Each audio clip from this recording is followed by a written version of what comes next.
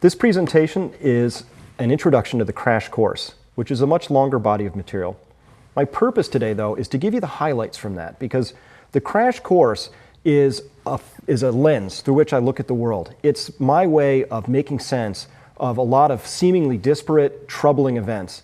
And what I want to do is I want to share with you how I do that, what the framework is, how I look at these things, because I think that you too, when you see the world in this way, you'll be able to make sense of it, and you'll be able to predict what's coming next. So what are some of these incidents that have been going on? Well, prior to April of 2000, none of us had probably heard of the Deepwater Horizon. You, like me, probably had never thought of this particular drilling rig. But on April 21st, 2010, this thing was in everybody's consciousness. And it is the source of the largest environmental disaster ever in the United States history.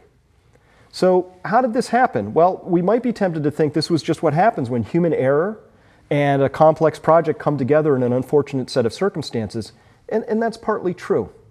But it's also connected to the global financial meltdown and the riots that we've been seeing in Greece and the unrest we've been seeing in Spain and the unrest that we may be seeing in other countries as it goes forward.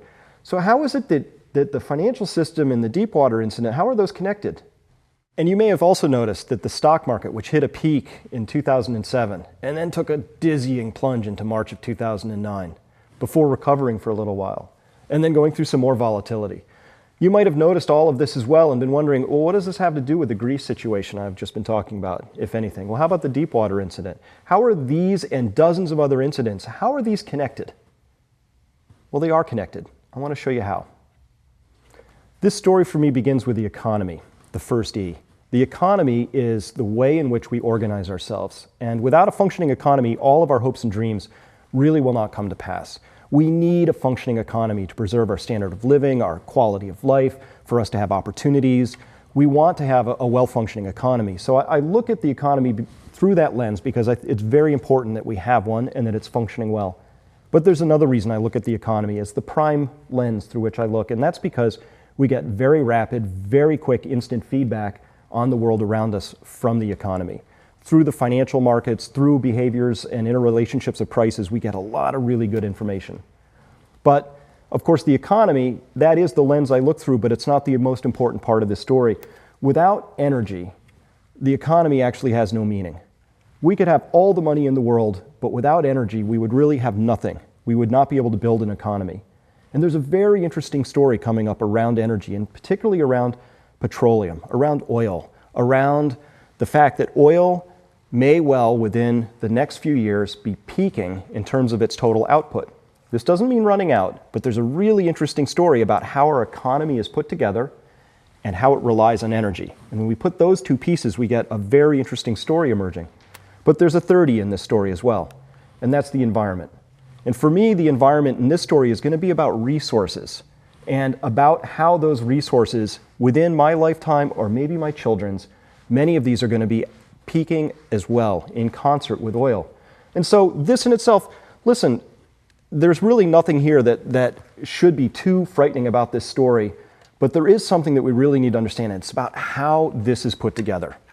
So when I put all of these E's together into one spot, I can boil the whole crash course down into one statement, and it's that the next 20 years are going to be completely unlike the last 20 years. Now, this might be a little bit trite sounding, right?